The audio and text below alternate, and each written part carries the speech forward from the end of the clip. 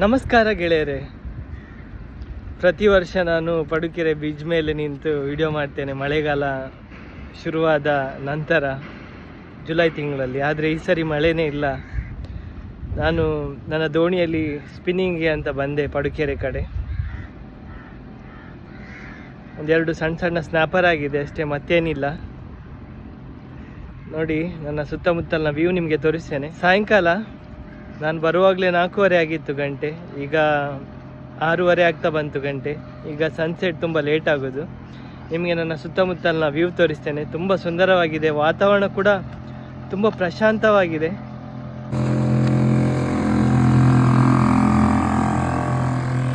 ನೋಡಿ ಸನ್ಸೆಟ್ ಆಗ್ತಾ ಇದೆ ಮುಂದೆ, ನೀವು ನೋಡ್ಬೋದು.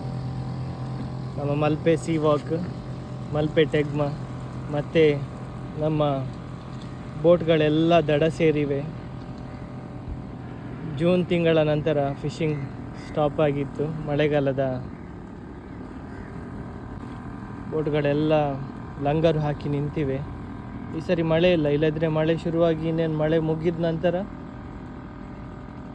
ಫಿಶಿಂಗ್ ಪ್ರಾರಂಭವಾಗ್ತಾಯಿತ್ತು. ಈ ಸರಿ ಏನಂತಾನೆ ಗೊತ್ತಿಲ್ಲ, ಯಾವಾಗ ಸ್ಟಾರ್ಟ್ ಆಗ್ತದೆ, ಯಾವಾಗ ಮಳೆ ಬರ್ತದೆ, ಯಾವಾಗ ಮಳೆ ನಿಲ್ತದೆ ಅನ್ನೋದೇ ಗೊತ್ತಿಲ್ಲ ಈ ಸರಿ. ನೋಡಿ ಎಷ್ಟು ಸುಂದರವಾಗಿದೆ ದೃಶ್ಯ. ನೋಡಿ ನೋಡಿ ಮುಂದೆ ನೋಡಿ, ಎಲ್ಲ ಪರ್ಷಿಯನ್ ಹಾಗೂ ಲೇಲ್ಯಾಂಡ್ ಬೋಟ್ಗಳನ್ನು ಸಾಲಾಗಿ ನಿಲ್ಲಿಸಿದ್ದಾರೆ. ಎಷ್ಟು ನೀಟಾಗಿ ನಿಲ್ಲಿಸಿದ್ದಾರೆ ನೋಡಿ.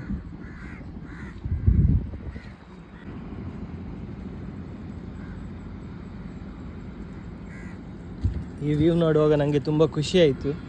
ನಿಮಗೂ ತೋರಿಸೋಣ ಅಂತ ಸುಮ್ಮನೆ ಒಂದು ವಿಡಿಯೋ ಮಾಡಿದೆ. ಈ ವಿಡಿಯೋಗೆ ಒಂದು ಲೈಕ್ ಕೊಡಿ ಹಾಗೂ ವಿಡಿಯೋವನ್ನು ಶೇರ್ ಮಾಡಿ.